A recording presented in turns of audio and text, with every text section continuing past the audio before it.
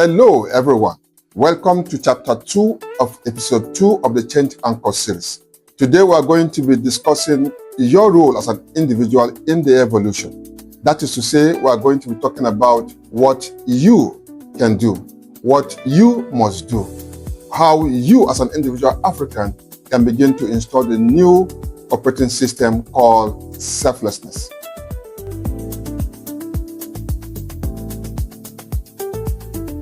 First, recognize your power.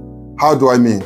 You are not just a citizen hoping for change. You are architect of the future. Stop wasting time waiting for someone else to fix what is broken. Stop scrolling through social media complaining about politicians. Stop having the same circular conversation about Africa is finished at parties and at family gatherings. The blueprint is in your hands right now.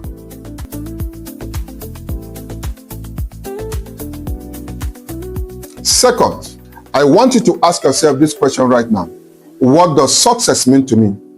If your answer revolves around personal wealth, status, or comfort while your neighbors suffer, I've got news for you. You are still running on the selfishness operating system. Ubuntu will ask different questions. Will my success lift others? Will my success strengthen communities? Will my success honor interconnectedness? Therefore, begin to redefine success based on contribution rather than extraction.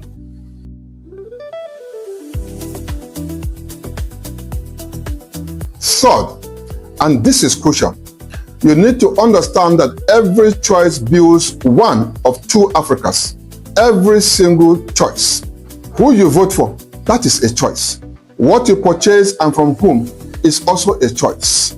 Whether you pay that bribe or not, a choice. Each choice is a brick. You're either building the Africa of continual extraction and betrayal, or you are building the Africa of Ubuntu resurrected and established. There is no middle ground. Let me say that again. There is no middle ground. Your inaction is a vote for the status quo. Your action, however small, is a vote for transformation.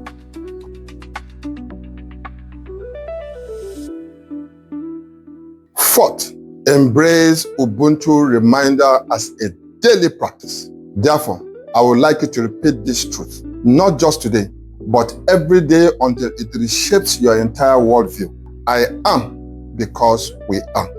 That is not just a poetry. That is not just a nice phrase for a motivational poster. That is reality. Your personal success is impossible in a failed society. Your children's future requires everyone's children having a future. Your prosperity requires everyone's prosperity. Your freedom requires everyone's freedom, implying that you cannot build a mansion in a burning neighborhood and expect to live in peace.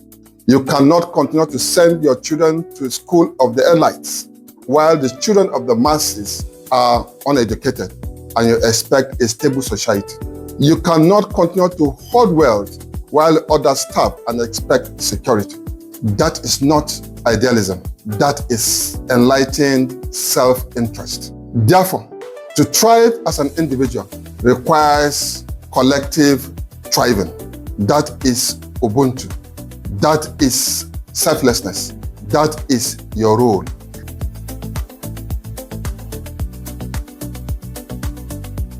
Fifth, and finally, please answer the clarion call. The change anchor is there. I encourage you, drop it. Don't wait for a perfect condition. It may never come. Don't wait for mass movement. It begins with individuals like you. Don't wait for a better leader. You should be that person worthy of leading or following. Start where you are. Start with what you have. Do what you can and invite others to join you just like I am doing now. African Renaissance will not begin in presidential palaces.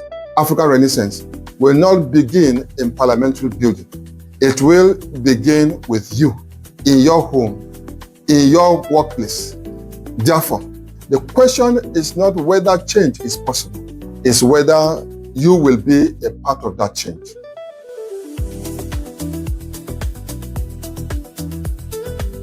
In closing, This is what I want to leave with you today. It is not an inspiration. It is not a motivation. It is a challenge, a call to action, starting with selflessness as one of the necessary change anchors. Know that the future of Africa is not written yet, but the pen is in your hands. So what will you write?